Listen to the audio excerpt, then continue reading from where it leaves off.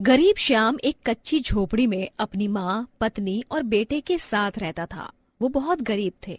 जन्माष्टमी से एक दिन पहले माँ बेटे बाजार में जन्माष्टमी की रौनक को देख रहे थे, जहाँ आसपास जन्माष्टमी की अनेक तरह की वस्तुएं बिक रही थीं। ये देख राधिका का बेटा बोला, माँ, मुझे बांसुरी चाहिए। माँ, मुझे बांसुरी चाहिए। माँ, मेरे दोस्त ने भी खरीदी है, मुझे भी चाहिए। माँ। बेटा, जब तुम्हारे पापा पैसे लाएंगे तब ले लेना। माँ, पापा से रोज पैसे मांगता हूँ पर वो नहीं देते। अच्छा, तो काना वाला माखन मिश्री ही कल बना देना। कल जन्माष्टमी पर मैं वही खाऊंगा। हे लड्डू गोपाल, आप क्यों मेरी परीक्षा ले रहे हैं? आप जानते हैं कि हम कितने गरीब हैं। पता नहीं कल हम कैसे जन्माष्टमी मना पाएंगे। पिछली बार भी नहीं मना पाए थे। माँ और बेटे दोनों घर पहुँचते हैं तो सास गोमती उनका उदास चेहरा देखकर सब कुछ समझ जाती है। बहू, तुझे कल की फिक्र हो रही है ना कि हम जन्माष्टमी कैसे मनाएंगे, पर तू कान्हा जी पर भरोसा रख, सब हो जाएगा। अम्मा, इससे भी बड़ी परेशानी ये है कि कल हम जन्माष्टमी का व्रत कैसे रखेंगे। उनको भोग चढ़ाने के लिए कुछ नहीं है हमारे पास। आप दोनों ऐसे परेशान मत रहिए। आप जन्माष्टमी का व्रत रख लेना, शायद मैं शाम तक पैसे ले आऊं। ठीक है बेटा। राधिका बहू, आज का खाना बनाने के बाद आटा तो खत्म हो गया होगा ना? चल कोई बात नहीं, अब खाना जो बन गया है उसे लगा दे। जी अम्मा।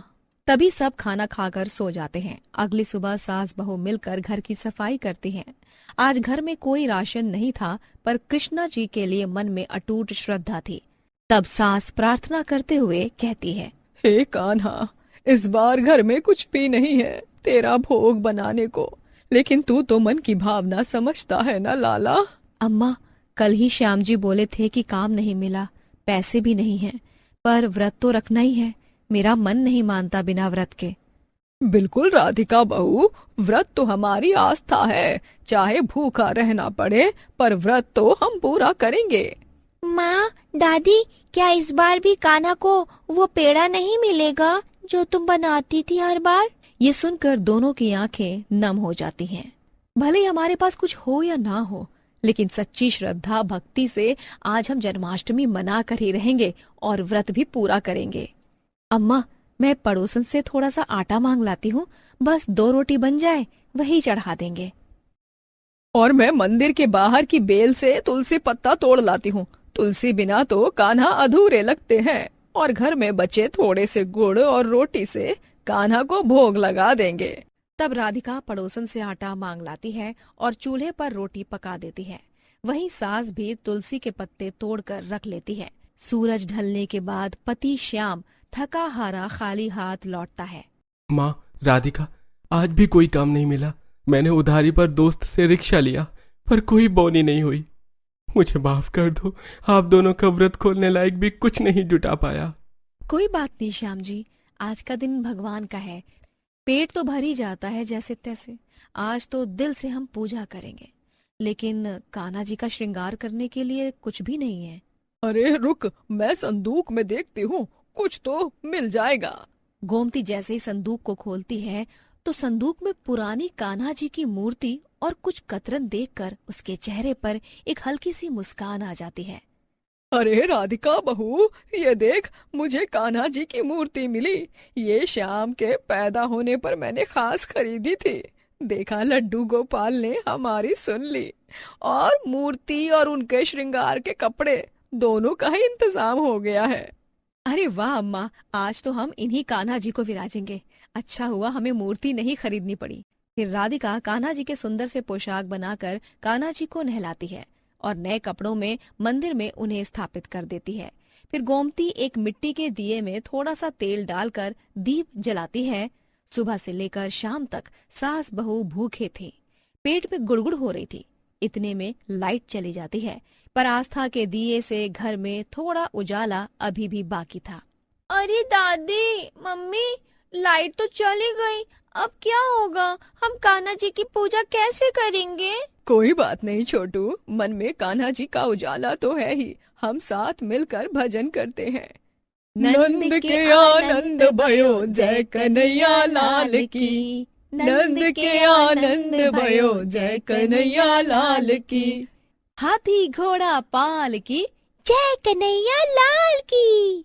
हे कान्हा, हे नंद गोपाल, आप तो हमारी विषम परिस्थिति को जानते हैं। घर में कुछ नहीं है, इसीलिए हमसे जितना हो पाया उसे स्वीकार कीजिए। इस 2 सूखी रोटी और गुड़ के टुकड़े को ग्रहण कीजिए।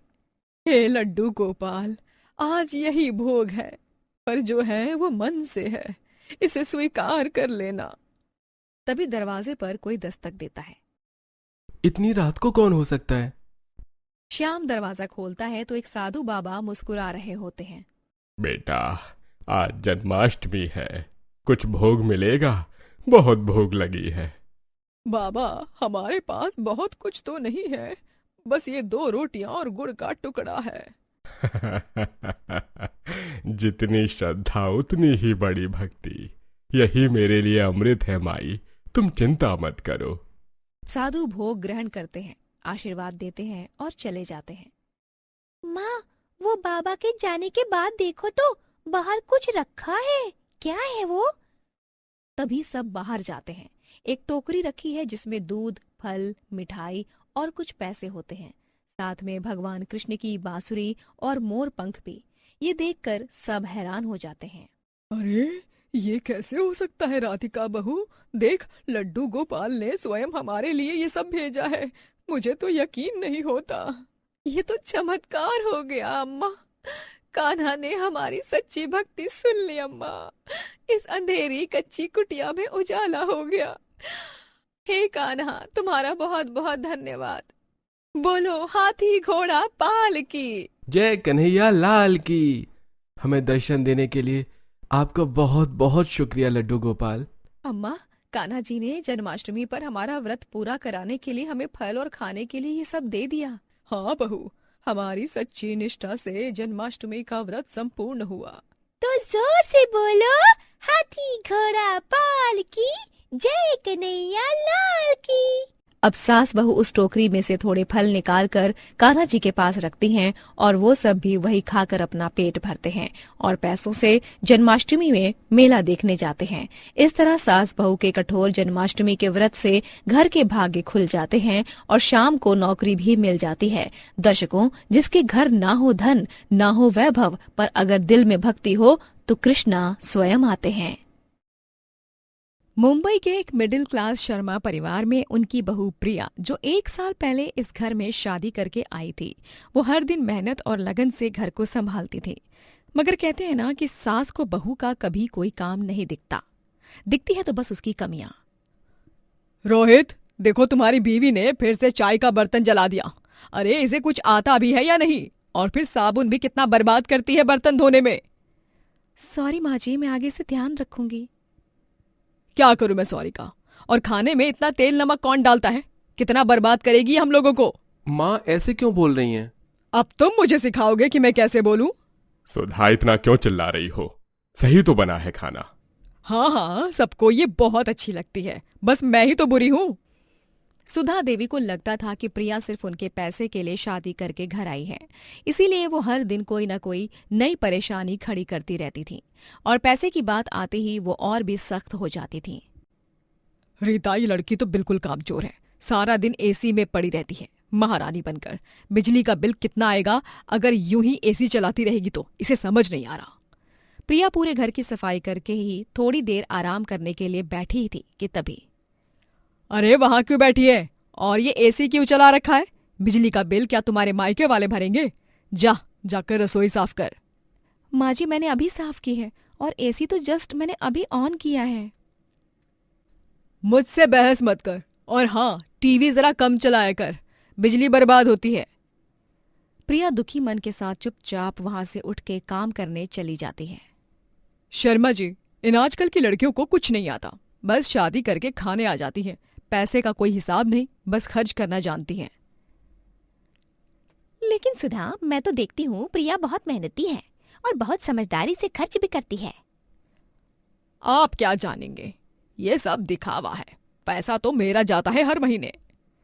पूरे दिन तक तमाशा देखकर शाम को रोहित और उसके पिता कृष्णा प्रिया को प्यार से समझाते हैं। प्रिया, तुम परेशान मत हो, माँ का मिजाज ऐसा ही है। जी रोहित, मैं कितनी भी कोशिश करूं, माँ जी को मैं अच्छी नहीं लगती। वो हमेशा पैसे की बात करती रहती हैं। प्रिया परेशान ना हो बेटा, तुम्हारी माँ का गुस्सा थोड़ा तेज है।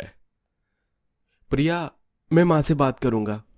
रोहित और कृष्णा सुधा देवी के पास जाते हैं। माँ, आप प्रिया के साथ इतना बुरा व्यवहार क्यों करती हैं? सुधा, प्रिया अच्छी लड़की है, वो इस घर की बहू है, कोई नौकर नहीं है।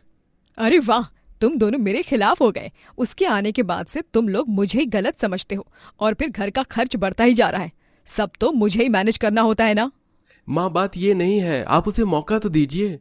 मौका? 1 साल से मौका दे रही हूँ, लेकिन ये बदलेगी नहीं। पैसे की कदर है ही नहीं इसे।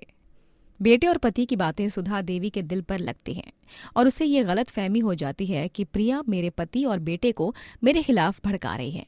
फिर होना क्या था, अगले दिन सुधा देवी और भी सख्त हो जाती हैं। सुन, आज मेरी बहन रीता आ रही है, उसके लिए खास खाना बनाना।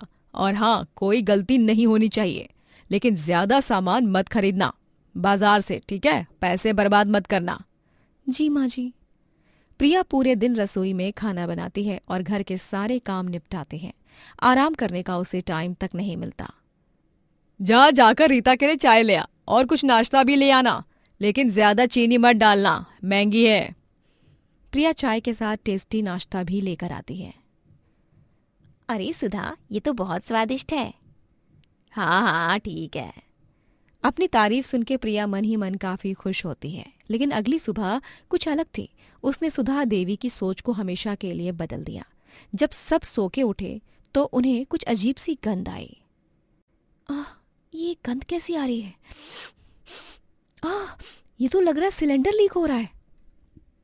प्रिया तुरंत गैस बंद करती है, घर की सारी खिड़कियां खोल देती है। जल्दी सब लोग बाहर जाइए। अरे अब क्या नाटक कर रही है? माँ जी, गैस लीक हो रही है, घर में कोई भी स्विच मत दबाइएगा। बकवास बंद कर और काम कर। तभी सुधा देवी पंखा चलाने के लिए स्विच की तरफ बढ़ती हैं। नहीं माँ जी, ये बहुत खतरनाक है, धमाका हो सकता है। प्रिया तुरंत गैस एजेंसी को फोन करती है और सबको बाहर ले जाती है। प्रिया, प्रिया क्या हुआ? गैस लीक हो रही थी, अगर माँ जी ने पंखा चला दिया होता ना तो। अरे भगवान, बच गए। गैस एजेंसी का आदमी आकर सिलेंडर ठीक करता है। मैडम, आपने बिल्कुल सही किया, अगर कोई स्पार्क हो जाता तो बहुत बड़ा धमाका हो जाता। वही कोने में सुधा देवी का चेहरा डर और शर्म से भरा हुआ था। उस दिन के बाद सुधा देवी को एहसास हुआ कि वो कितनी गलत थी। प्रिया बेटा, मैं तुम्हारे साथ कितना गलत कर रही थी, हमेशा पैसे पैसे की बात करती थी। माँ जी, कोई बात नहीं। नहीं बेटा, बहुत गलत किया मैंने। मुझे डर था कि तू रोहित को मुझसे दूर कर देगी और मैं सोचती थी कि तू सिर्फ पैसों के लिए आई है, लेकिन मैं आज समझी तू तो इस घर की रक्षक है। तूने हमारी जान बचाई है और मैं तुझे पैसे की चोट समझती थी। माँ, मैंने हमेशा कहा था प्रिया कितनी अच्छी है। सुधा, अब तो मान जाओ, प्रिया सच में हमारी बेटी है। माँ जी, आप मेरी माँ हैं, मैं हमेशा आपका ख्याल रखूंगी और घर का खर्चा भी संभाल के करूंगी। अगली सुबह सुधा देवी प्रिया के साथ रसोई में काम करते हुए दिखाई देती हैं और इस तरह शर्मा परिवार में सिर्फ खुशियाँ आती हैं। सुधा देवी ने समझा कि रिश्ते प्रेम और समझदारी से बनते हैं, पैसों से नहीं। प्रिया बेटा, तुम मुझे भी सिखा दे ये गैस सेफ्टी के बारे में, और मैं तुझसे ना माफी मांगती हूँ अपने कंजूस स्वभाव के लिए। आपकी कंजूसी भी गलत नहीं थी माँ जी, वैसे भी घर चलाना मुश्किल है, पैसे का हिसाब भी जरूरी है ना। प्रिया की समझदारी ने न सिर्फ घर बचाया बल्कि पूरे परिवार को जोड़ दिया। सुधा देवी की कंजूसी भी प्रिया की वजह से प्रेम में बदल गई, क्योंकि सच्चा प्रेम धैर्य और समझदारी से हर दिल जीत सकता है। और कभी कभी एक छोटी सी दुर्घटना हमें जिंदगी के सबसे बड़े सबक सिखा देती है।